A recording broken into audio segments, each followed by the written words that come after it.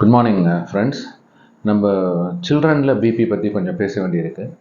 ஒரு சைல்டுக்கு அது ஃபஸ்ட் இயர்லேருந்து 16 இயர்ஸோ 18 இயர்ஸோ எந்த ஏஜ் குரூப்பில் இருந்தாலும் வரக்கூடிய பிபின்றது வந்து ரொம்ப சாதாரணமாக எடுத்துக்க வேண்டிய விஷயமே கிடையாது. ஏன்னு கேட்டாக்கா சைல்டுஹுட்டில் பிபி இருந்ததுனாக்கா 90 to 99% வந்து அண்டர்லையிங் கிட்னி ப்ராப்ளத்தினால தான் இருக்கும். அப்போ அந்த கிட்னி ப்ராப்ளம் அப்படின்ன உடனே வந்து யூரின் கம்மியாக போகும், இல்லாட்டி போனால் பிளட்டில் யூரியா கட்டணம் அதிகமாக இருக்கும், ஸ்கேனில் கிட்னி மோசமாக இருக்கும், அந்த மாதிரிலாம் நினச்சி அப்படி இருந்தால்தான் அது கிட்னியால் வந்த பிபி, இல்லாட்டி போனால் அது வேறு பிபின்னு நினைக்க வேண்டாம். எனக்கு கிட்னி ப்ராப்ளம்ன்றது ரொம்ப சப்டலாக வெளியில் தெரியாமலே இருக்கிறதுக்கான வாய்ப்புகள் தான் இந்த கண்டிஷன்ஸில் இந்த ஏஜில் அதிகம்.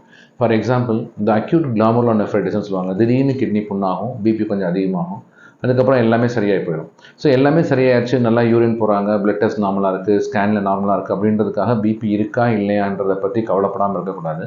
இந்த மாதிரி திடீர்னு வந்து ரிசால்வ் ஆனால் கூட அட்லீஸ்ட் ஒன்ஸ் இன் 3 monthஸோ இல்லை ஒன்ஸ் இன் 6 monthஸோ ஒரு 2 to 3 இயர்ஸ்க்கு செக் பண்ணி பிபி இல்லை எல்லாமே நார்மலாக இருக்குன்னு வெரிஃபை பண்ணிக்கிறது ரொம்ப முக்கியம்.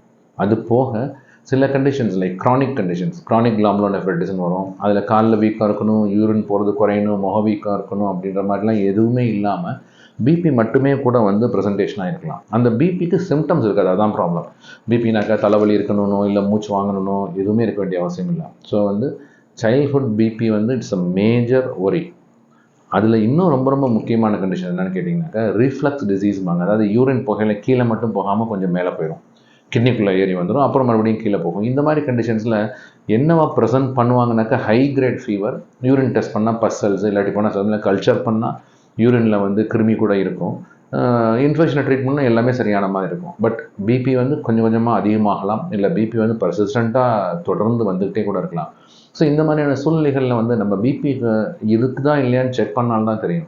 ஸோ பிபின்னு சைல்ட்ஹுட்டில் வந்துட்டாலே அந்த பிபியை வந்து கம்ப்ளீட்டாக எவால்வேட் பண்ணி அந்த பிபியை வந்து கண்ட்ரோல் பண்ணிவிட்டு, கண்ட்ரோலில் இருக்குதுன்றதையும் உறுதி பண்ணிவிட்டு அதுக்கான மெடிக்கேஷன்ஸில் கண்டினியூ பண்ண வேண்டியதுதான் கட்டாயமாக கண்டினியூ பண்ணணும்.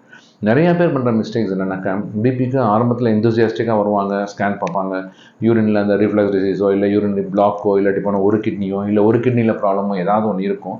அதுக்கு வந்து மெடிசன்ஸ்லாம் எடுத்துகிட்டு ஒரு 3 months 6 monthஸில் திருப்பி பிபி செக்அப் வரையில் பார்த்தா பிபி நார்மலாகவே இருக்கும். But make point, BP medicines கிடைக்கிறதுனால தான் பிபி நார்மலாக இருக்குது. அப்போ என்ன பண்ணுவாங்கனாக்கா அவங்க சொன்னாங்க இவங்க சொன்னாங்க இல்லை அவங்களே நினச்சிட்டு பிபி மெடிசன்ஸை விட்டுருவாங்க. பிபி மெடிசன்ஸை விட்டுட்டாக்கா ஏதாவது சிம்டம் வந்தால் பார்க்கலாமே நினைப்பாங்க. ஆனால் சிம்டம்ஸ் எதுவுமே இல்லாமல் இருக்கும்.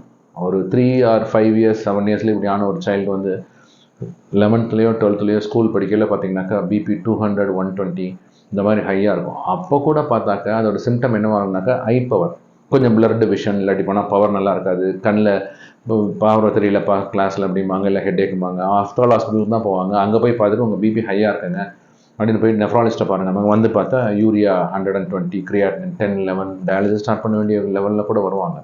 ஸோ இது எல்லாத்துக்குமே அடிப்படை தீம் என்னன்னாக்கா சிம்டம் இல்லைன்றதுனால நம்ம கவனிக்காமல் விடுறது தான்.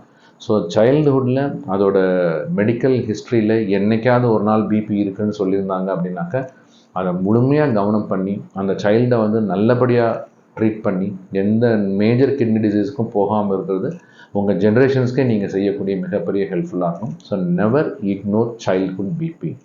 It originates only from a kidney problem. இதை ரெண்டையும் வச்சுக்கோங்க. எல்லாம் செக் பண்ணி பார்த்து கிட்னி ப்ராப்ளம் இல்லை, இது மைல்டு சாதாரண பிபினாக்கா தட்ஸ் ஃபைன். அப்போ பிபி மட்டும் கண்ட்ரோல் பண்ணிக்கோங்க.